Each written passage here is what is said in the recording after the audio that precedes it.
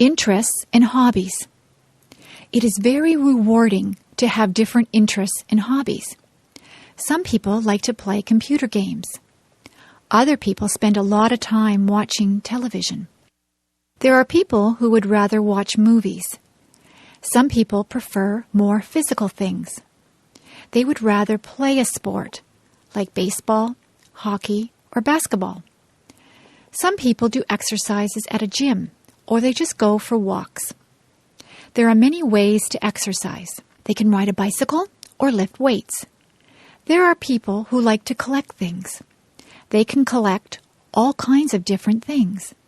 You can collect stamps, coins, dolls, postcards, movies, rocks, or posters. Some people even collect bugs or leaves. Some people are lucky enough to be able to travel. You can travel to a nearby place, or you can travel far away to a different country. There are people who like to listen to music. People have different tastes in music. Some people like rock music, rap, classical music, or folk music. There are many different types of music. Some people would rather play music than listen to it. You can play an instrument, or you can sing. Many people learn to play the guitar or the piano. Some people join bands or orchestras.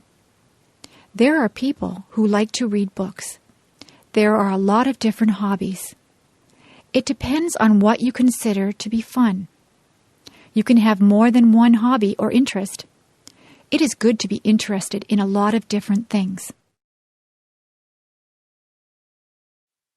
Movies. I go to the movies almost every week. Sometimes I rent movies from the video store. My favorite films are action films. I like to watch car chases.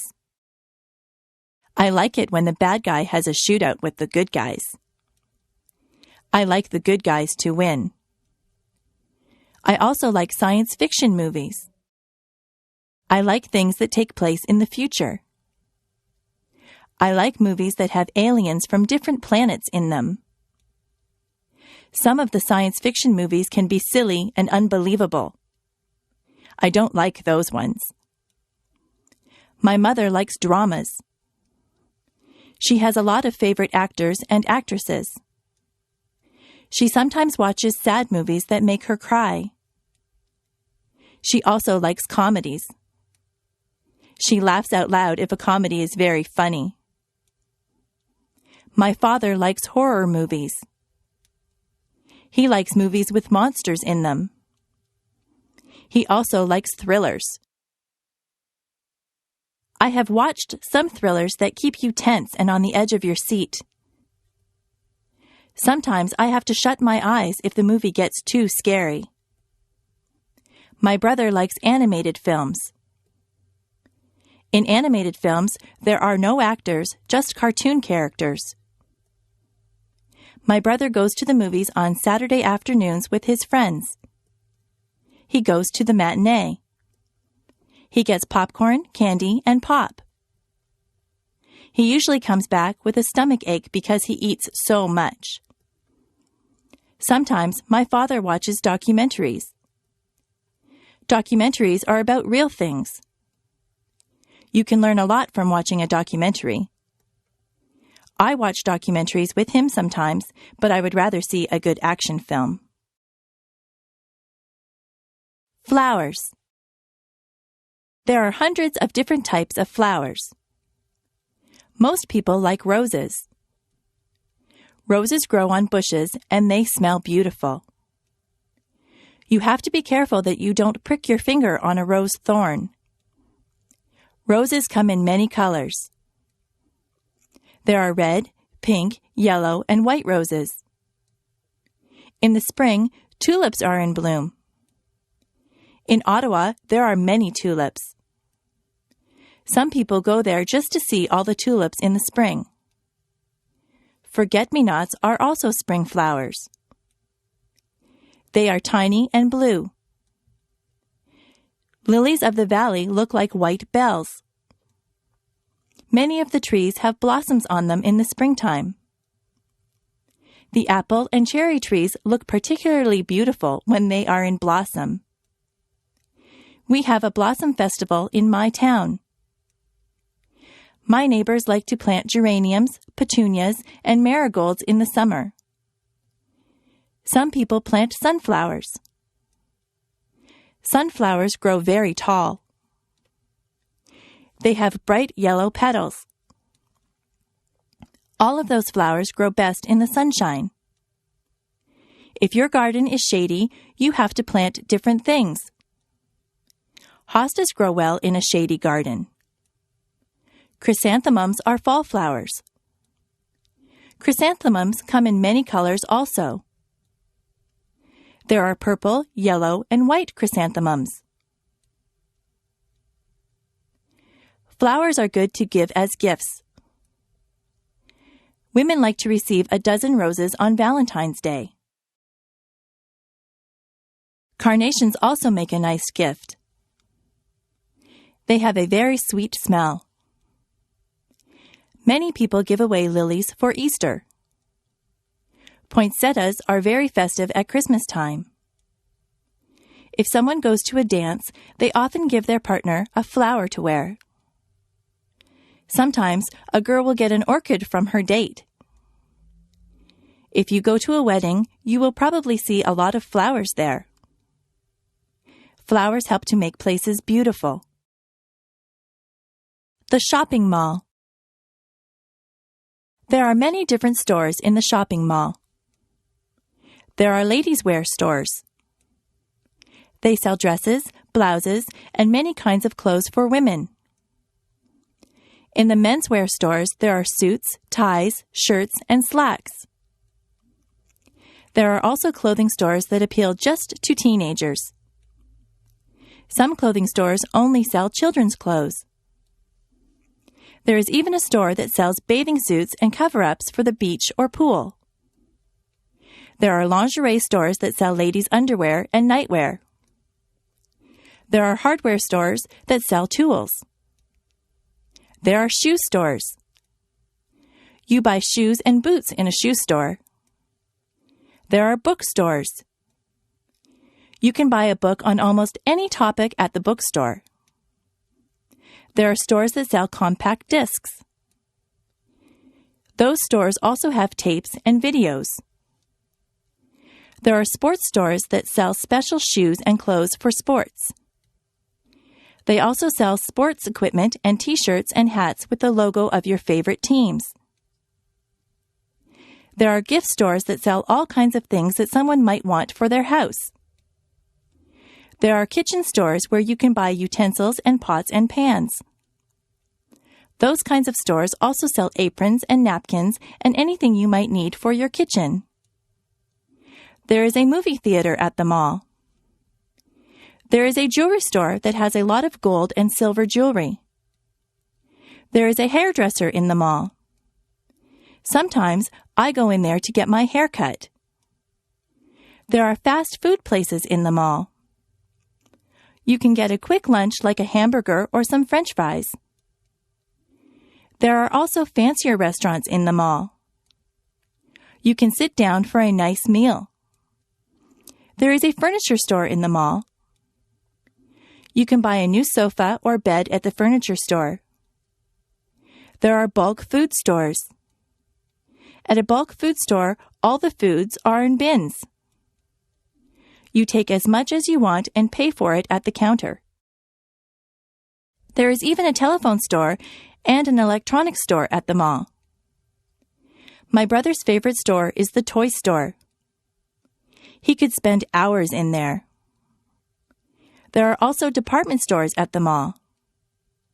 Department stores sell all kinds of things. They sell perfume, clothes, shoes, kitchen utensils, or just about anything you might need. You can get almost anything you want at the shopping mall. Travel. It is fun to take a trip to a faraway place. My brother just went to Italy and France. He got on a plane at Toronto Airport. he took a flight to France. He stayed there for a couple of days. He visited the Eiffel Tower. He was in Paris.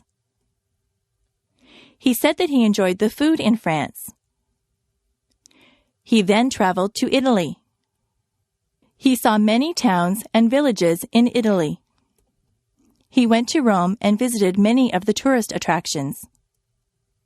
In Venice, he saw the canals.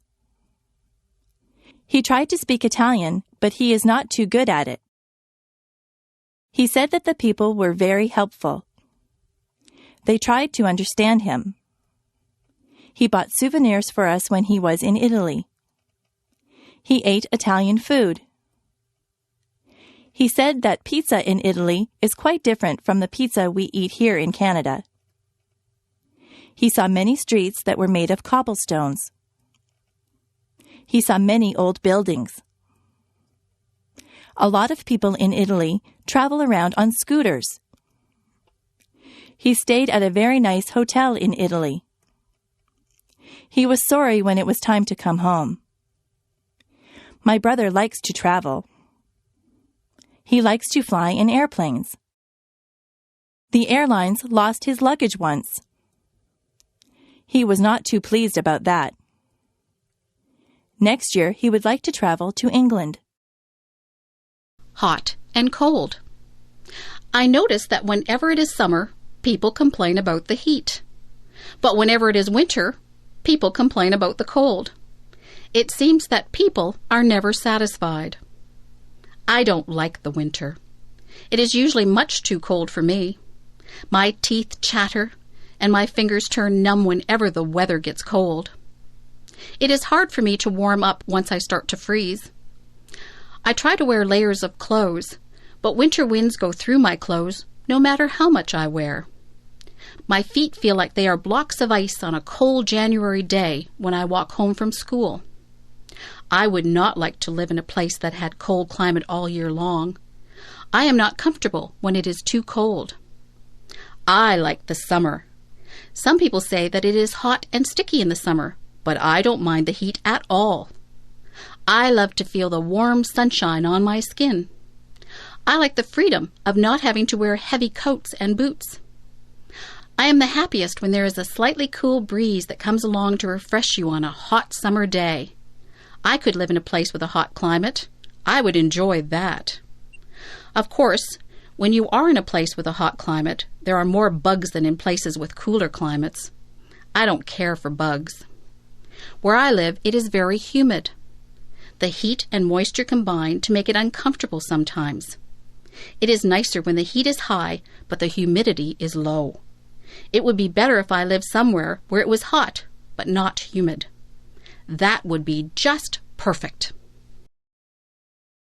Walk a mile in my shoes. Have you ever heard the saying, walk a mile in my shoes? I think it's a very good saying. Do you know what it means? It means that before you judge someone, you should put yourself in his or her position.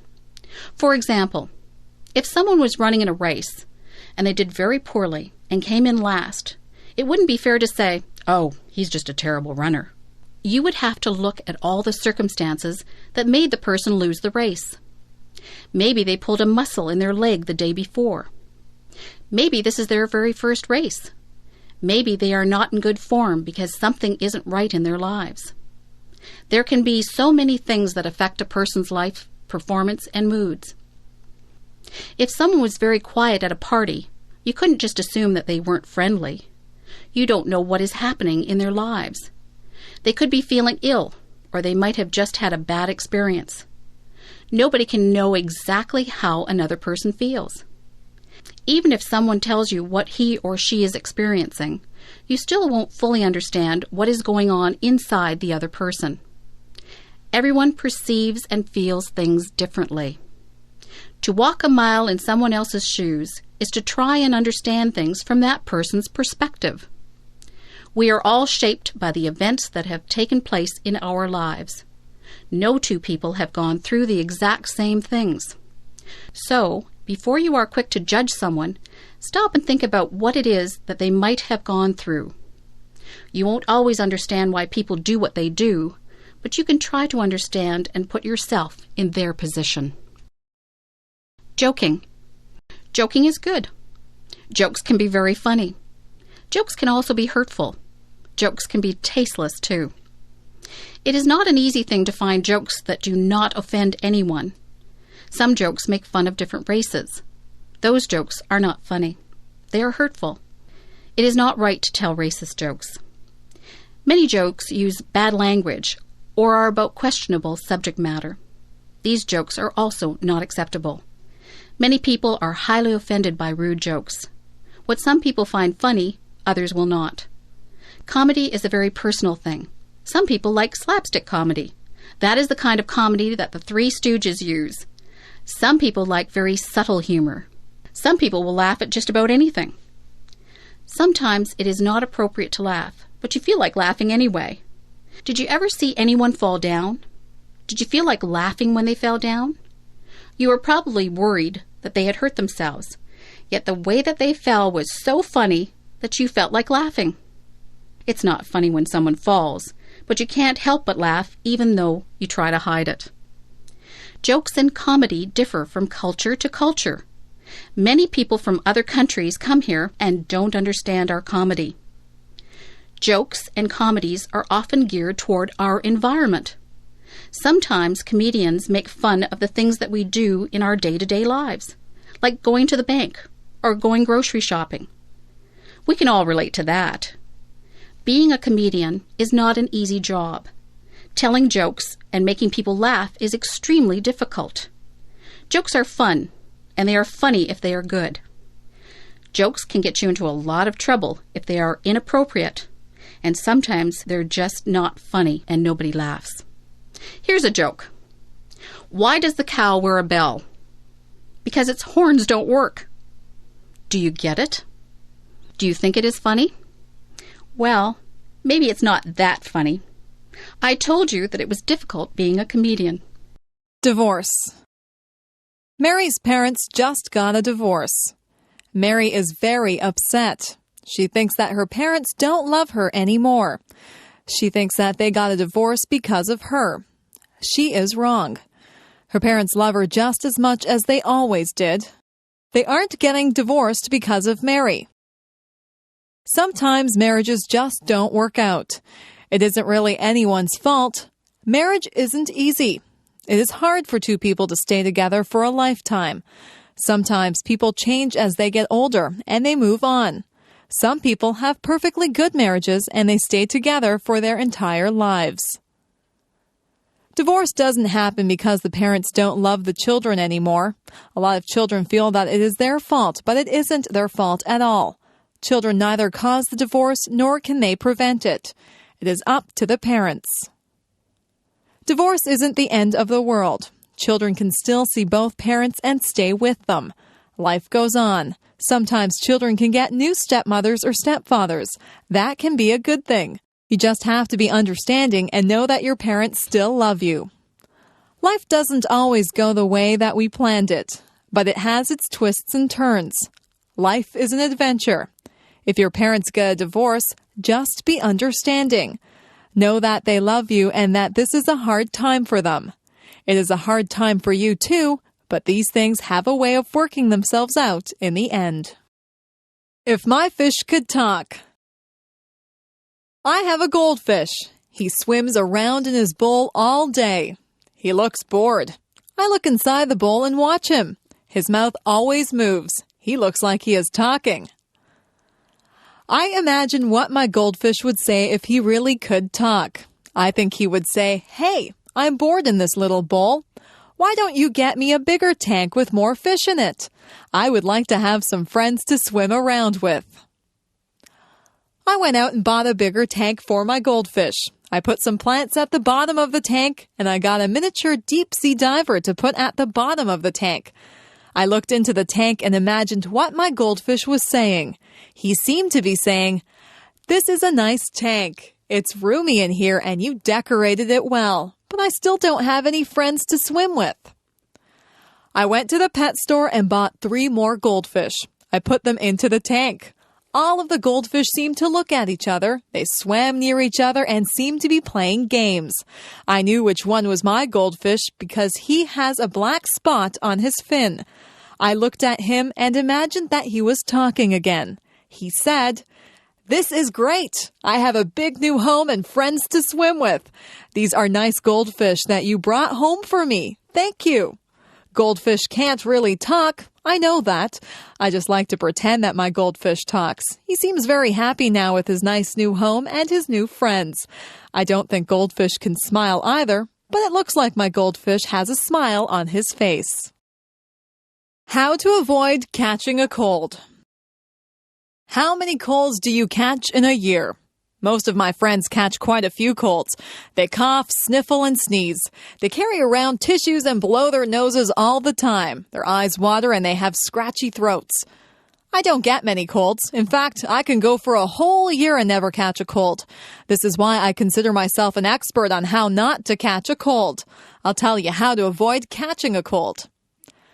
I think that you need to take a lot of vitamin C. I eat a lot of fruits and vegetables. I drink fruit juice too. I also take vitamin C pills. Whenever I begin to feel a cold coming on, I make sure that I have taken my vitamin C pill and I drink a lot of orange juice. That usually knocks the cold right out of my system. I make sure that I get a lot of fresh air. In the winter, a lot of buildings are shut up tight so that the air is stale and people's germs circulate through the buildings. I get outside and breathe in fresh, clean air. If somebody is rude enough to cough or sneeze right in front of me without covering his or her mouth, I just hold my breath for a second. I'm not sure if this works or not, but I don't want to breathe in anybody's cold germs. Many germs are passed through hands. It is important to wash your hands thoroughly if you touch anything in a public place. If I hold a banister while I'm walking down the stairs, I think of all the people who have used that banister, and I make sure that I wash my hands before I eat. Doorknobs also have a lot of germs on them. Money is another thing that is passed from hand to hand and is covered with germs. Sometimes I see people stick money into their mouths. Just think of all the germs that you would be putting into your mouth if you did that. If you just give it a little bit of thought, you can avoid a lot of germs that cause colds. If you eat good food and stay fit, your body will be able to fight off the germs that causes colds and other diseases. It is not always possible to avoid colds, but if you do catch a cold, drink plenty of fluids and get a lot of rest. The future. I sometimes wonder what life will be like in the future. Life has changed so much in just the past few years. I'm sure that there are still big changes that are coming. Do you think we'll still drive cars? Maybe we'll get into computerized vehicles that we won't have to drive. We'll just push a few buttons and the vehicles will take us to wherever we have to go. Maybe there won't be roads. We might just fly through space to get where we want to go. Instead of telephones, we'll just use our computers. We'll be able to see each other when we talk. That type of thing is already happening. Maybe we won't have to cook our meals. We might be able to push buttons to order whatever we want. A nice roast beef dinner or an ice cream sundae might just pop out of a machine. It would be nice to have a robot to clean the house for you. In the past few years, computers have been extremely important. People used to write to each other through the mail. Now people communicate so much more frequently through email. Most of my friends own computers. If we had all of these things to do the work for us, what would we do? We would still need people to program the computers. We could spend more time being creative rather than doing everyday chores. The future holds many surprises. I'm sure that technology will become even more and more amazing. When my parents were young, they had never even seen a color television. Nobody owned a computer. It doesn't take long for things to change a lot. Who knows what amazing things are in store for us? Giving a speech. I had to give a speech last week. I gave a speech to 300 people. I had to speak in front of a group of students. I had to tell them about a campaign that we were having to raise money for cancer research. Giving a speech can be a difficult thing. When you stand in front of a big crowd, you can get very nervous. Some people feel like they have weak knees. Their legs feel as if they are made of rubber. Their heart beats very hard inside of their chest. Their palms get sweaty. Some people even become short of breath. For some people, giving a speech is their worst fear. When you give a speech, everyone is looking at you. They are waiting to hear what you have to say. When you have 300 people looking at you, you have 600 eyes that are on you. It is a little frightening when you think of it that way. Before I give a speech, I take 3 big breaths. I calm myself and I remind myself that what I have to say is important. I like to be sure of what I am going to say, so I practice my speech in front of a mirror at home. I like to look like I am relaxed and friendly. They say that practice makes perfect, so the more speeches that you give, the better you will become at it. Whenever I have to give a speech, I imagine that the audience is just one big person. I look out into the audience until I find a friendly, smiling face. I focus on that person, and I pretend that I am just talking to them.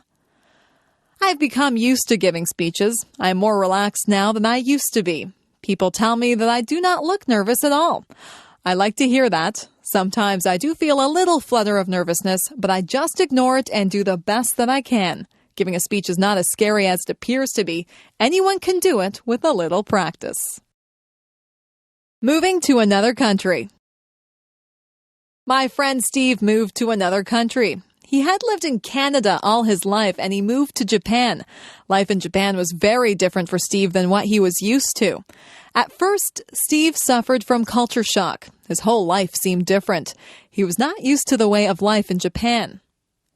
Steve was not used to the large crowds of people that walked up and down the streets in Japan. In his hometown in Canada, the streets were fairly quiet. Steve had to get used to the food. In Japan, the people eat a lot of fish. Steve had never eaten much fish before.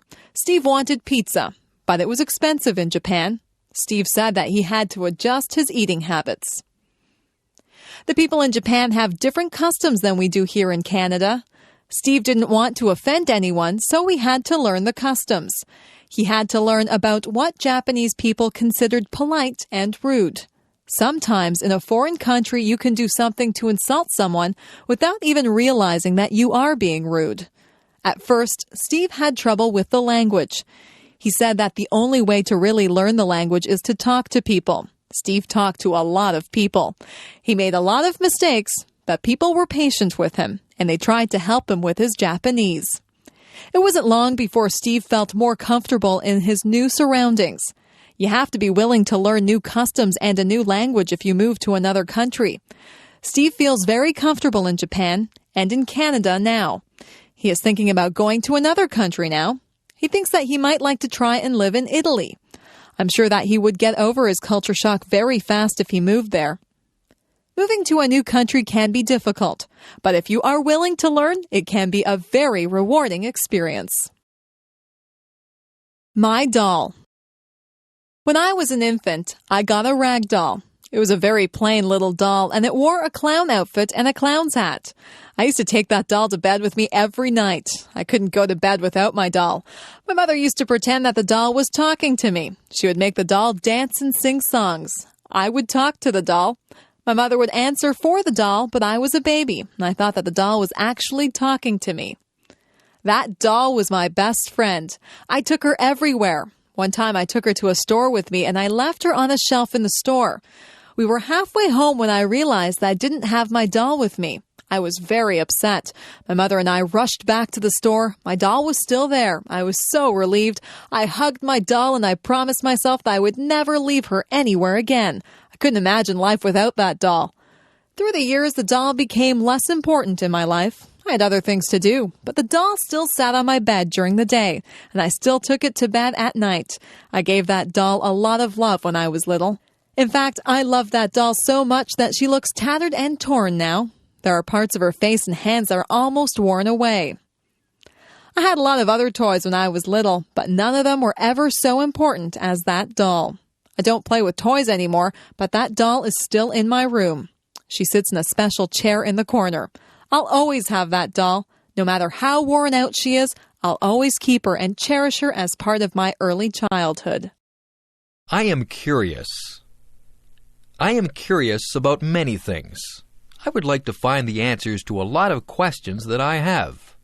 What holds the stars up in the sky? Why does ice form on the top of the lake when it is cold? Is there life on other planets? Why do we not fall off the face of the earth? How do caterpillars turn into butterflies? All of these things are mysteries to me. There are so many questions that are unanswered. I think I should go to the library and get a book to find out why people grow old. What makes a television work? I also want to know where electricity comes from. Who is the strongest person in the world? Who is the smartest person in the world? Why do some people have blonde hair and some people have black hair? Why do people in different countries speak different languages? Why do people have to die? Why are no two snowflakes alike? What makes people fall in love? What makes the rivers run? Why does the sun rise every morning? How did the oceans form? Why did the dinosaurs vanish from the earth? I wonder if I'll ever find out the answers to all of my questions. I think I'll have to study hard and stay in school to find out everything that I want to know. Some questions never get answered. It is good to be curious. People who are curious about things are the ones who learn a lot, and some curious people go on to invent things and make important discoveries. Jazz. One of the most popular forms of music is known as jazz. Each year, hundreds of thousands of people attend jazz concerts and festivals in cities around the world. Jazz music, both old and new, is played on the radio and on home stereos. Two of the most important features of jazz music are improvisation and syncopation.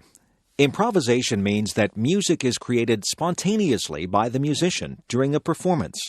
In other words, the musician modifies some existing music in a new and interesting way.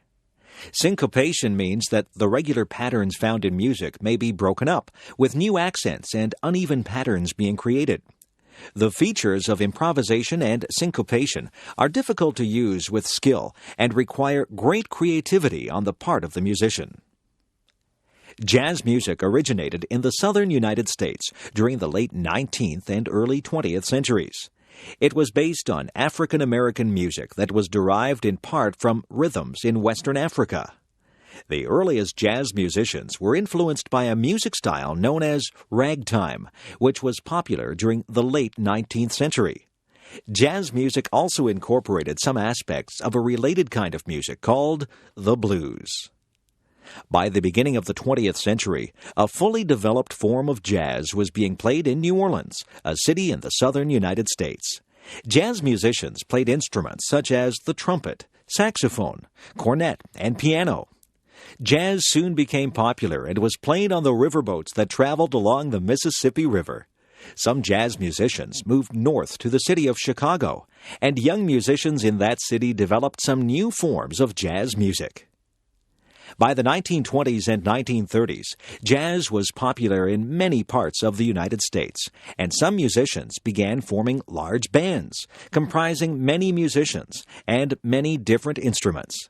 This began the period known as the Big Band era, when a popular form of jazz known as swing music was played. During the 1940s and 1950s, other forms of jazz known as bop and cool jazz were developed. Some people preferred these newer kinds of jazz, but others preferred the older varieties. By the 1960s, some jazz musicians began to experiment with different kinds of musical instruments and with other kinds of music. Some musicians incorporated musical styles from other parts of the world, or combined jazz with rock music, and today, some musicians have blended jazz with rap music. However, some people prefer the more traditional forms of jazz music. Of course, most of the great jazz musicians of the early 20th century, people such as Louis Armstrong, Duke Ellington, Count Basie, Dizzy Gillespie, and Billie Holiday, are no longer alive. However, many great jazz musicians are still active, and many younger musicians have continued this form of music. People will continue to enjoy jazz music for a long time to come. Australia, people. The first people who lived in Australia were known as the Aborigines. The Aborigines came to Australia by boat more than 40,000 years ago. They are the first people in the world who are known to have used boats for transportation. Even though many parts of Australia were very inhospitable places, the Aborigines survived. They lived by hunting and gathering throughout the continent, even in the desert areas where survival is almost impossible. The Aborigines felt a deep spiritual attachment to the land, and they made many beautiful paintings upon the rocks of many parts of the country. Their most famous invention is a curved hunting stick known as the boomerang. The design of the boomerang is remarkable because it can be thrown in such a way that it will turn around and return to the person who threw it. Until about 200 years ago, the Aborigines had only a very limited amount of contact with people in the outside world. The next people to migrate to Australia were from the British Isles. Beginning in the late 18th century, Australia was used as a prison colony, where common criminals and political prisoners were sent from Britain. By the middle of the 19th century, many British people moved to Australia voluntarily to begin farms or to search for gold. By the late 19th century, Britain stopped sending its prisoners to Australia, but migration continued. After the arrival of the British colonists, the Aboriginal population declined sharply. This was partly due to disease, partly due to cruel treatment by settlers, and partly due to the loss of their traditional way of life. Today, the Aboriginal population is growing again, and the Australian government has taken some steps to correct the injustices of the past. The various parts of Australia were governed at first as separate colonies, but in 1901 they joined to form a single country. Australia continued to grow during the 20th century, and after World War II, it attracted many immigrants from countries in Europe. During the past few decades, many people have moved to Australia from various parts of Asia and from other parts of the world. Today, Australia consists of one territory, the Northern Territory, and 6 states: Western Australia, South Australia, Tasmania, Victoria, New South Wales, and Queensland. Tasmania is a small island off the southern coast, and Victoria, New South Wales, and Queensland are found in the eastern part of the country. The 2 largest cities in Australia are Sydney and Melbourne, both of which are in the southeastern part of the country. Sydney has a beautiful harbour that is one of the largest in the world, and Melbourne has many beautiful parks and gardens. The capital city of the country is Canberra, which is located between Sydney and Melbourne. Other large cities in Australia are Brisbane in the northeast, Perth in the southwest, and Adelaide in the south. George Washington Carver. George Washington Carver is possibly the most famous agricultural scientist of all time. He invented hundreds of products that could be made from crops such as peanuts and sweet potatoes, and he changed the methods of farming in the southern United States. The story of George Washington Carver's life is interesting and inspiring, as it shows how some people can achieve success despite adversity. George Washington Carver was born in a small town in the American state of Missouri in 1864 or 1865. He was named after the first president of the United States. George's parents were slaves. His father was killed in an accident, and his mother was kidnapped and later died. George and his brother were raised by a married couple, the Carvers, who had owned George's mother. George was often sick during his childhood, but he showed an intense interest in nature. The Carvers taught George to read and write, and he became known locally as an expert on plants. Later, the Carvers sent George to a school for African American children in a nearby town. After his graduation, George Washington Carver continued his education in the state of Iowa. While a student in Iowa, Carver had very little money and had to work at many jobs to afford the costs of his education. However, his knowledge of plants was very impressive, and after receiving his master's degree, he became a teacher at the college he had attended as a student. Soon, however, Carver moved south to the state of Alabama, where he worked as a teacher and researcher at a college for African American students. It was here that Carver stayed for the rest of his life, and it was here that he performed his important agricultural research. One problem for farmers in the southern United States was that the most widespread crops, cotton and tobacco, tended to remove nutrients from the soil. Carver realized that this problem could be solved to some extent by rotating the cotton and tobacco crops with other kinds of crops, such as peanuts and sweet potatoes, which could help to preserve the nutrients in the soil. Carver's discoveries made the peanut, the sweet potato, and the soybean very useful to southern farmers. He invented the food product known as peanut butter, plus hundreds of other products. For example, Carver found ways to produce plastics, ink, cooking oil, paints, and cosmetics from peanuts and other crops. Carver also developed a new variety of cotton. Carver received many awards for his scientific research, but he was never interested in fame or fortune. When Carver died in 1943, the American government made his birthplace a national monument. Today, Carver is still known as a great agricultural scientist. The rights of the accused. In English-speaking countries, the rights of an accused person are taken very seriously. Over many centuries, laws evolved in such a way that people could not be arrested or charged without a very good reason. Of course, every country needs to enforce its laws. This means that police officers are needed, and so are prosecutors, the lawyers whose job is to make criminal charges against people who break the laws and to prove that those charges are true. However, it is very important that people's freedoms are not taken away wrongly. People should not be punished unfairly, and people who are accused of crimes must have the opportunity to defend themselves.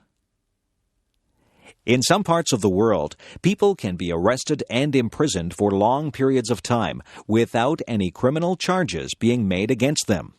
One of the most important principles of justice in English-speaking countries is that a person cannot be held by the police unless that person is charged with a crime. This principle is known by the Latin term habeas corpus. According to the idea of habeas corpus, the police are not allowed to detain a person for more than a certain period of time, usually 24 hours, unless some charge is made against the person. A judge will order the release of a person who is not charged with a crime. Another important feature of justice systems in most English-speaking countries is that accused individuals have the right to be represented by a lawyer. Most accused people want to hire an expert lawyer. However, even if a person cannot afford to hire a lawyer, the criminal court must provide a lawyer who will represent that person. The lawyer for an accused person is required to defend that person as thoroughly as possible. One of the most important aspects of justice systems in the United States and the British Commonwealth is that an accused person must be fully informed of any charges made against them. Also, any evidence that will be used to show the accused person's guilt must be shared with the accused person and with that person's lawyer. In this way, accused persons can challenge the truth of any evidence that will be used against them.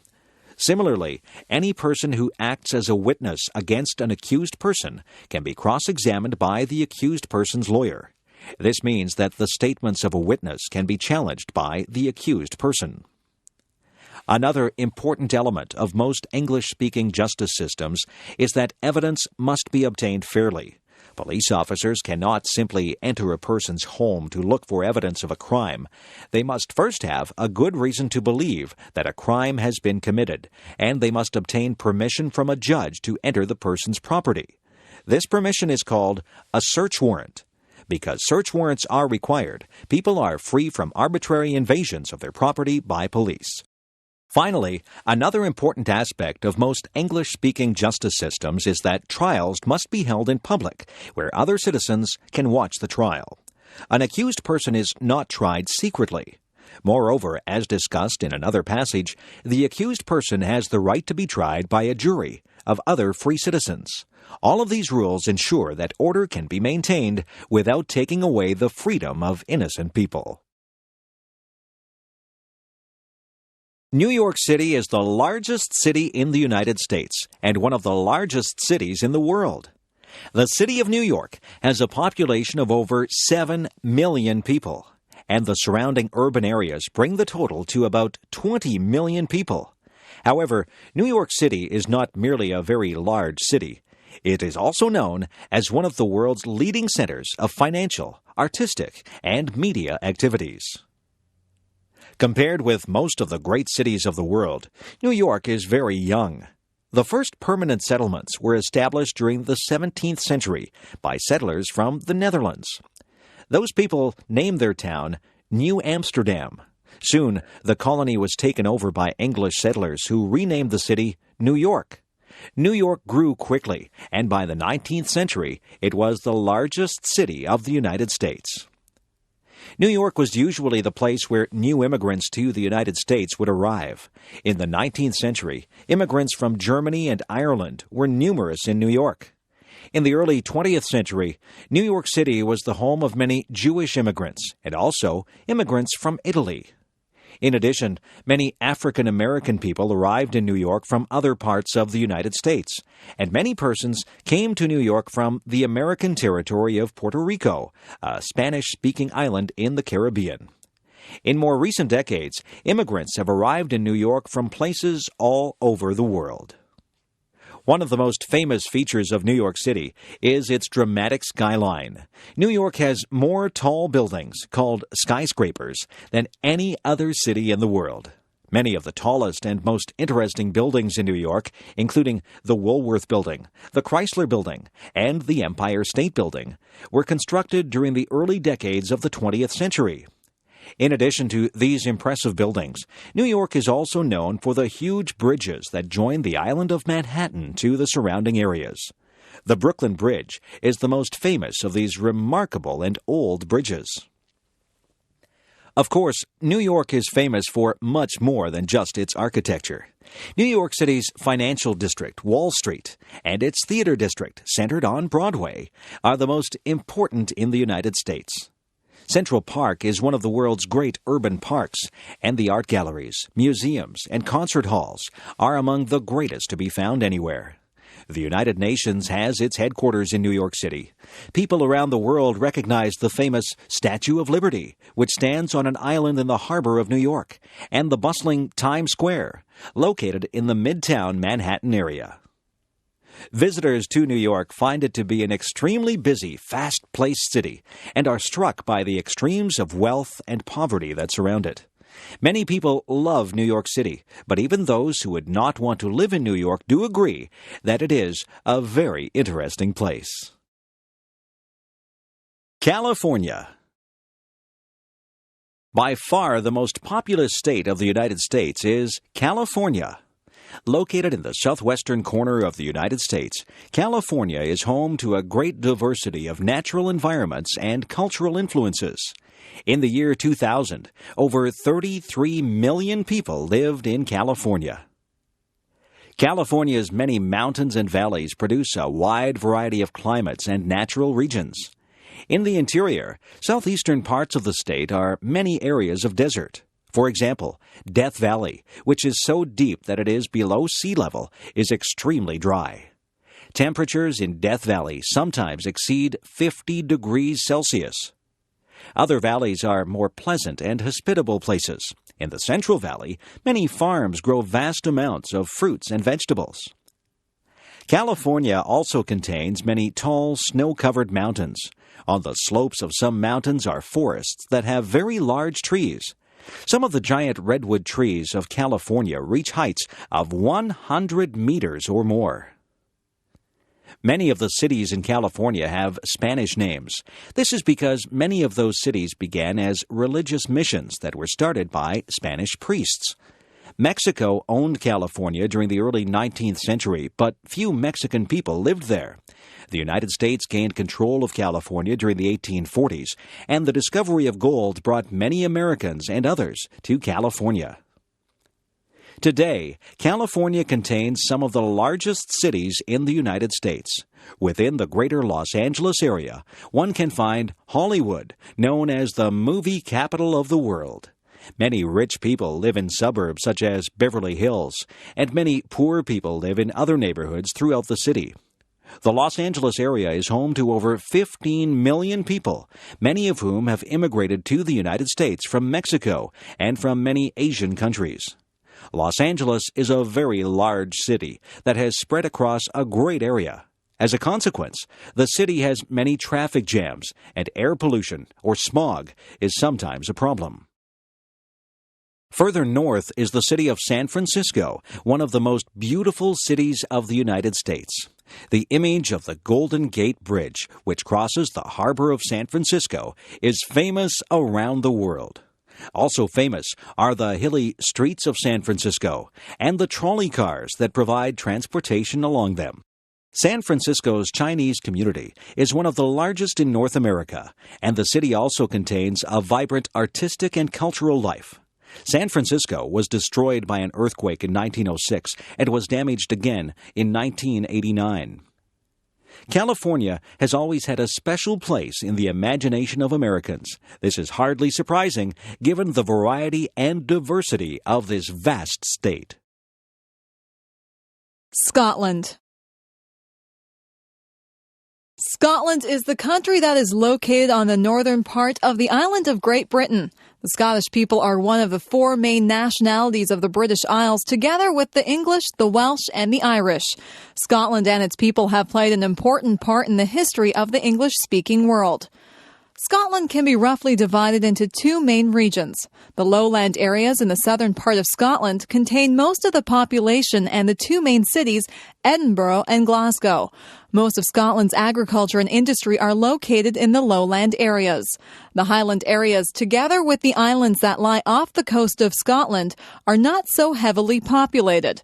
The lakes and mountains of the highlands are known for their beautiful scenery.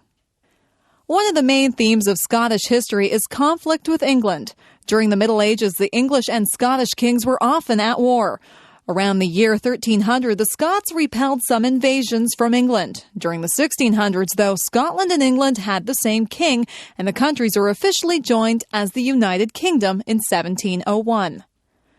For people in the Highlands of Scotland, the 18th century was very difficult.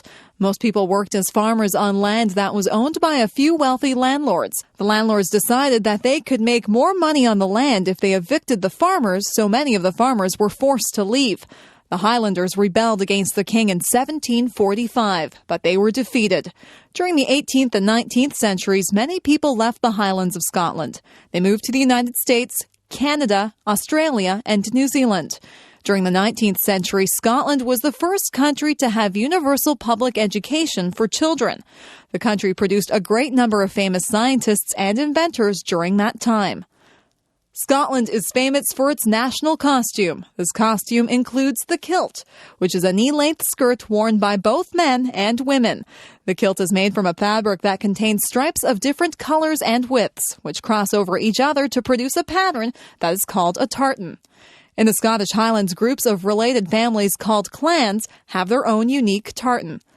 Another famous part of Scottish heritage is the musical instrument known as the bagpipes. The bagpipes have a distinctive sound that is easily recognized. Bagpipes were originally played to intimidate enemies in battle, but today Scottish people play the bagpipes at parades and other celebrations. People of Scottish heritage around the world celebrate their heritage on January 25th of each year. This day celebrates the birthday of Robbie Burns, the famous Scottish poet. People celebrate this day at parties where people eat a famous Scottish food called haggis. Today, Scotland remains part of the United Kingdom, but some Scottish people would like Scotland to become independent. Whatever the Scottish people decide, their country will remain a unique and interesting place. London. The city of London is one of the most famous cities in the world. In previous centuries, London was the center of the British Empire. Today, it is one of the most important cities of the emerging European Union. London is located in southeastern England on the Thames River. The Greater London area contains about 12 million people, and the surrounding areas contain several million more. London was the first city in the modern world to have reached a population of 1 million people. London is a very old city, and many of its neighborhoods maintain their distinct character. One of the most famous parts of London is the East End, where people speak with an accent known as Cockney. One of the features of the Cockney accent is that the letter H is often not pronounced. London's population is very cosmopolitan. The city contains, in addition to people of English background, large communities of South Asian, Chinese, African, and Caribbean people. Most of these people have their origins in countries that belong to the British Commonwealth of Nations. Many of the most famous buildings in London are located in a small central area. This area contains several huge churches, including Westminster Abbey, where many famous people are buried. Another famous church is St. Paul's Cathedral, which was rebuilt after the original was destroyed by fire in the year 1665. The Houses of Parliament are also found in central London. These buildings are famous for their Gothic architecture and for the sound of the large clock known as Big Ben. The Tower of London, which was formerly used as a prison, is now a popular tourist attraction. Buckingham Palace, the residence of the royal family, was first opened for public viewing during the 1990s. London is also famous for its many impressive museums, art galleries, and theaters. For example, the British Museum contains priceless objects from all parts of the world. The National Gallery holds a great collection of artistic masterpieces. The Globe Theatre has been rebuilt to appear as it did during the time of Shakespeare. Despite its age, London remains a vibrant and busy city. Most of the cultural and financial institutions in England are located in London, and the city attracts many young people from other parts of England and around the world. Of course, London is popular with tourists who come to see the many attractions of the city. Soccer. Soccer is the most popular sport in the world. The basic rules of the sport are simple. 2 teams of 11 players try to kick the soccer ball into the opposing team's goal. Only 1 player on each team, the goalkeeper, is allowed to touch the ball with hands or arms. Perhaps part of the reason for the popularity of soccer is its simplicity. The game requires no expensive equipment, merely a ball and a playing surface, preferably a large grassy area. For children in most parts of the world, soccer is the sport that is played most widely. Soccer is also known as football, especially in England. However, soccer should not be confused with American football, Australian rules football, and rugby football, which are very different sports. Although the basic rules of soccer are easy to learn, it is very difficult to master the skills of the game. The best soccer players have developed through natural talent and hard work a remarkable ability to control the soccer ball with their feet, knees, torso, and head. They can pass the ball very accurately or shoot the ball very hard. The most famous soccer tournament is the World Cup. Every 4 years, teams representing countries from around the world play in a tournament to decide which country has the best soccer team in the world.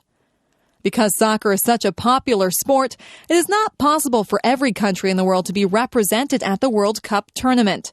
To decide which countries may participate in the World Cup, it is necessary to have tournaments within various regions of the world. The countries that perform well within their parts of the world can then proceed to the World Cup. In the past, most of the available places at the World Cup have been reserved for teams from Europe and from South America. The reason for this is that soccer has been extremely popular in these continents, which have produced the winning teams in previous World Cup tournaments. Recently, however, several African and Asian countries have played quite well at the World Cup, so there are now additional places provided for teams from Africa and Asia. Someday, teams from these areas will win the World Cup.